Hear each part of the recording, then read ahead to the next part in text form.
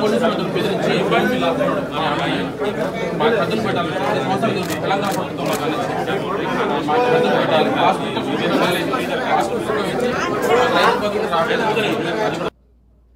వారిని పరిష్కరిస్తూ వారికి అభాగ్యులైన వారికి మంచి సేవను అందించే అవకాశం ఇది అధికారులకు మంత్రిగా నాకు కానీ ఇతర మంత్రులకు కానీ ఇది ఒక గొప్ప అవకాశం. బ్యాడ్ లక్ ఏంటంటే లాస్ట్ 10 ఇయర్స్లో ఇలాంటి ప్రజా కార్యక్రమం పెట్టకపోవడం, పబ్లిక్ గ్రీవెన్స్ అనే ప్రధాన్నే నిషేధించాను. ఇక్కడ కానీ జిల్లాలో కానీ హైదరాబాద్లో కానీ సెక్రటేరియట్లో కానీ ముఖ్యమంత్రి గారి ఛాంబర్లో పబ్లిక్ గ్రీవెన్స్ అనే దాన్ని నిషేధించి క్లోజ్ చేస్తే దానికి మేము జీవం పోసి వచ్చిన మరుక్షణమే అటు ముఖ్యమంత్రి గారు సెక్రటేరియట్లో, ఇటు ప్రగతి భవన్లో డిప్యూటీ సీఎం గారు, మంత్రుల్లో మేమందరం మా ఇంటి దగ్గర కానీ సెక్రటేరియట్లో కానీ ఈరోజు జిల్లా కేంద్రాల్లో కూడా ఈ కార్యక్రమం తీసుకుంటాం. ఎవ్రీ మండే రోజు. గతంలో ప్రగతి భవన్ గేట్లకు పోవాలంటే కష్టం ఉండే. ఏమైనా వారికి సంబంధించిన వాళ్ళే వెళ్ళేవాళ్ళు. కానీ అలా సామాన్య మానవుడు కూడా ప్రగతి భవన్, ప్రతి మినిస్టర్, ప్రతి కలెక్టర్, ప్రతి జాయింట్ కలెక్టర్ ఇంటి దగ్గరికి వెళ్ళి వాళ్ళ బాధ చెప్పుకుంటున్నారు. ఇవాళ ఉదాహరణకు ఒక totally handicapped 80% 90% handicapped MSc BEd చేసి ఉద్యోగం లేక జీవనోపాధి లేకుంటే మాకు నేను కలెక్టర్ గారు రిసీవ్చుకుంటే ఏం కావాలంటే ఒక రేషన్ షాప్ కావాలంటే శాలిగౌరవ మండలం ఉంటే ఎమ్మడే అతనికి అలాట్ చేయడం జరిగింది. ఇంకొక హ్యాండిక్యాప్డ్ పర్సన్ దాన్ని ఏమంటే మరుగుజ్జు అంటే బై బర్త్ పేరెంట్స్ అందరూ కూడా వారికి కూడా డిగ్రీ కంప్లీట్ అయితే అవుట్ సోర్సింగ్లో మహాత్మా గాంధీ యూనివర్సిటీలో ఉద్యోగం ఇవ్వాలని ఆదేశించడం జరిగింది. పిల్లి బాలకృష్ణ చింతబారిగూడెం ఎంజీ యూనివర్సిటీలో వారికి ఇవ్వడం జరిగింది. ఎగ్జాంపుల్ చెప్తాం. మౌనిక అనే వికలాంగురాలు ఎంఏ బీఈడి చదివింది. రేషన్ షాప్ మంజూరు చేయాలంటే వారికి కూడా వితౌట్ ఇంటర్వ్యూ వారికి అలాట్ చేయడం జరిగింది. ఇలాంటి సమస్యలు చెప్పుకుంటూ పోతే ఇవన్నీ కూడా ఎప్పుడైతే మనం ప్రజా దర్బార్ నిర్వహిస్తామో, గ్రీవెన్స్ నిర్వహిస్తామో 20-30 సంవత్సరాలకే ఆ సిస్టమ్ ఉండే. బ్యాడ్ లక్ ఏంటంటే తెలంగాణ వచ్చిన తర్వాత ఆ గ్రీవెన్స్ అని తీసేసి వారికి సంబంధించిన వాళ్ళకో, వారి పార్టీ వారికో, వాళ్ళ ఇంటికి పోయిన వాళ్ళకో కళ్యాణ లక్ష్మి కావాలన్నా, గృహలక్ష్మి రావాలన్నా పార్టీల పదంగా ఇచ్చేది. ఇది కామన్ మ్యాన్ ఏ పార్టీ వారు ఎవరు వచ్చినా మంత్రులు కానీ, కలెక్టర్ కానీ, జాయింట్ కలెక్టర్ కానీ చేసే డ్యూటీ ఇది. ఈయన కాంగ్రెస్ పార్టీ ప్రజల ఆశీర్వాదంతో అధికారంలోకి వచ్చి ఇంత మంచి కార్యక్రమం నిర్వహిస్తున్నాం. అందరికీ అప్పీల్ చేస్తున్నాం ఏంటంటే ప్రతి ఒక్కరు కూడా దీన్ని సద్వినియోగపరుచుకొని 90% చేయగలిగిన చేస్తూ మళ్ళీ వాళ్ళకి రిప్లై రాస్తూ ఏదో విధంగా వారికి అందరికీ ఉద్యోగాలు లేకుండా వారికి ఏమైనా లోన్ ఇప్పించి షాప్ పెట్టించేది కానీ ఇంకా ఎంతోమంది ఉద్యోగాలకు వస్తుంటే ఈ నెల 26th నిన్ననే జీవో వచ్చింది 20 కోట్ల రూపాయలతో కలెక్టర్ ఆఫ్ ఎదురుగా ఐటీఐలో 20 కోట్లతోని స్కిల్ డెవలప్మెంట్ సెంటర్ కట్టి ఐటీఐ వొకేషనల్ డిగ్రీ పాలిటెక్నిక్ కాలేజీలు మన జిల్లా కేంద్రంలో ఉన్నాయి. ప్రతి కాన్ఫరెన్స్లో ఉన్నాయి కాబట్టి వాళ్ళకి ట్రైనింగ్ ఇచ్చే విధంగా ఈ 26 రోజు ఆ సెంటర్ని ఫౌండేషన్తో వేస్తున్నాం. 6 monthsలోనే కంప్లీట్ చేయించి ఆ విధంగా చేసే విధంగా అన్ఎంప్లాయ్కి సంబంధించి ఆ కార్యక్రమాన్ని చేస్తున్నాం.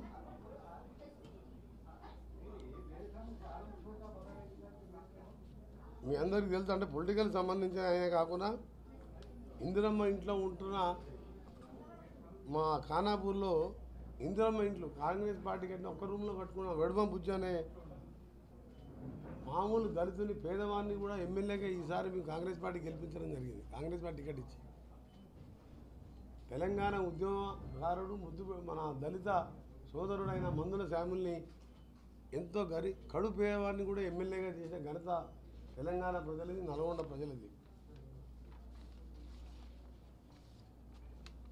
ఆ రోజు మీరు మూసేసిన ప్రగతి భవను మంత్రులకు కూడా పర్మిషన్ లేని ప్రగతి భవన్లో ఇవాళ దళిత ఉప ముఖ్యమంత్రి కాదు, ఆదివాసీ బిడ్డ అయిన పంచాయతీరాజ్ మినిస్టర్ కూడా అక్కడే నివాసం ఉంటూ ప్రజలను కలుస్తున్న సీతక్క.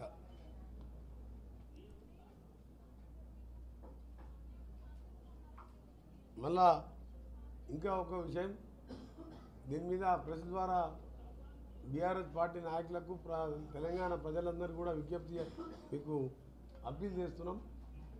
ప్రతిపక్షాల మాటలు నమ్మకండి. ఈ నెలకెళ్ళి కరెంటు బిల్లు కట్టొద్దని చెప్పి నేను ఒక ఎమ్మెల్యే అంటే ఆయన సొంతంగా ఎమ్మెల్యే, మాలాగా ప్రజలకెళ్ళి వచ్చిన ఎమ్మెల్యే కాదు, మేనేజ్మెంట్ కోటాలో వచ్చిన ఎమ్మెల్యే కేటీఆర్ గారు ఏమంటారు, కరెంటు బిల్లు కట్టొద్దని. మేము చేసిన అప్పీల్ ఏంది, 100 డేస్లో అన్నీ ఫుల్ఫిల్ చేస్తాం.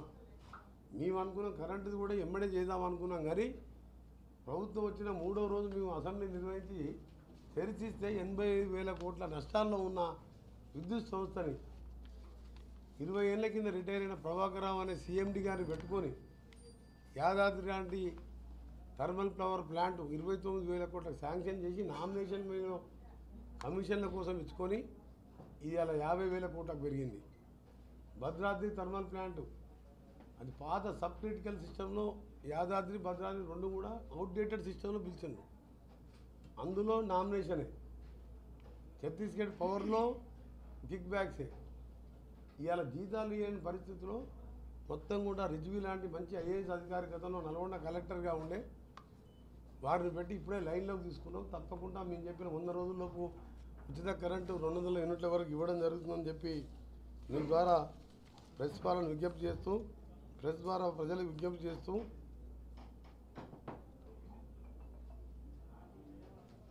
ఈరోజు ప్రజావాణి కార్యక్రమంలో పాల్గొంటున్న అధికారులకు కూడా చెప్తున్నాం, మీరు దీన్ని ఆషామాషిగా తీసుకోవద్దు. మీకు వచ్చిన అప్లికేషన్ ఎక్కడైనా సరే పొరపాటున రోడ్డు మీద కనబడడం, మీ ఆఫీసులో పెండింగ్లో ఉన్నా దానికి ప్రాపర్ రిప్లై, అందుకని వాళ్ళ అడ్రస్తో ఇస్తుంది కాబట్టి వాళ్ళకు దాని మీద ఏం యాక్షన్ తీసుకున్నామో తప్పకుండా ఆ అప్లికేషన్ ఇచ్చిన వారికి తెలియజేసే బాధ్యత అధికారులది.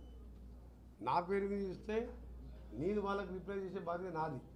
ఎవరైనా దాని మీద నిర్లక్ష్యం చేస్తే ప్రజావాణి కార్యక్రమాన్ని తప్పకుండా అలాంటి అధికారి మీద చర్యలు కూడా తీసుకుంటాం. 90% సాల్వ్ అయ్యాయి ఇస్తున్నారు వాళ్ళు అక్కడ. ఇలా మొదటి సమావేశం కాబట్టి నెక్స్ట్ మండేకి నేను కూడా ఉంటాం. ఇక్కడ ఉన్న ప్రెస్ సోదరులు కూడా ఇచ్చింది, జాయింట్ కలెక్టర్ గారు మీరు కూడా నోట్ చేసుకుంటారు. దీని పక్కకే కలెక్టర్ గతంలో కాంగ్రెస్ ప్రభుత్వం రాజశేఖర రెడ్డి గారు ముఖ్యమంత్రి ఉన్నప్పుడు 10 ఎకరాలు అనుకుంటా బహుశా ప్రెస్కు క్యాబినెట్లో పెట్టి మేము ప్రెస్ వాళ్ళకు హౌసింగ్ సొసైటీ కోసం ఇవ్వడం జరిగింది. ఇక్కడ ఉన్న చిన్న చిన్న పేపర్ వాళ్ళందరూ కూడా దాన్ని లేఅవుట్ చేయించి దాన్ని త్వరగా ప్లాట్లుగా విభజించి రోడ్లు వేయించి అందరికీ కూడా ఇంధనం వెలిచ్చే కార్యక్రమం చేయడానికి వాళ్ళు ఉపయోగించింది. దాన్ని కూడా నేను కలెక్టర్గా ఎండర్ చేశాను. దాని మీద ఎంతోమంది పేదలున్న ప్రెస్ వాళ్లకు ఆ కార్యక్రమం అది సరిపోకుంటే ఇంకా 5 ఎకరాలు పక్కన సేకరించినా సరే నల్గొండ డిస్ట్రిక్ట్ హెడ్ క్వార్టర్లో అందరూ కూడా పత్రికా సోదరులకు కూడా త్వరలోనే ఒక 6 monthsలోనే ఆ ప్లాన్ ఆఫ్ యాక్షన్ కూడా తీసుకొని రోడ్లు నిర్మించే కార్యక్రమం చేస్తామని మీ అందరికీ కూడా తెలియజేసుకుంటూ, మీ అందరికీ మరొకసారి చెప్తున్నాం, మీ ద్వారా ప్రతిపక్ష ఎమ్మెల్యేలకు కానీ కేటీఆర్ గారు కానీ మీరేమన్నా కాళేశ్వరం మేడిగడ్డ లాంటి బ్యారేజ్ కూలిపోయి ఇవాళ 1,00,000 కోట్ల ప్రజాధనం వృధా అయిపోయింది. ప్రజలందరూ కూడా విజ్ఞప్తి చేస్తున్నాం, ఆ 1,00,000 కోట్ల రూపాయలను కూడా ఆ కుటుంబమే మళ్ళీ చెల్లించాలని చెప్పి కూడా అందరూ కూడా కేసీఆర్, కేటీఆర్, ఇరిగేషన్ మినిస్టర్ హరీష్ రావుకు లేఖలు రాయండి.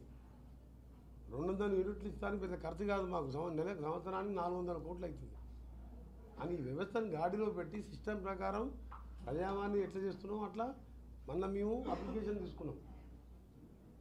అవన్నీ కూడా ఒక సిస్టంలో ఇప్పటికీ అయిపోయింది కదా, ఆన్లైన్ చేసినాం. 2008లో మహాలక్ష్మి, ఇందిరమ్మ ఇల్లు, అలాగే ఈ పెన్షన్ అప్లికేషన్స్, రేషన్ కార్డు, ఇవన్నీ కూడా రాబో కాలంలో అంటే 100 days లోపే ఇవన్నీ ఫుల్ఫిల్ చేస్తాం. అందుకని ఎవరు తొందరపడి మీరు విమర్శలు చేసి ప్రజలతో నవ్వుల పాలు కావద్దు. 120 ఏళ్ళు 120 నెలలు అధికారంలో ఉండి ఒక రేషన్ కార్డు, ఒక ఇల్లు కట్టని వాళ్ళు ఇవాళ 46వ రోజు ఇది మా ప్రభుత్వం.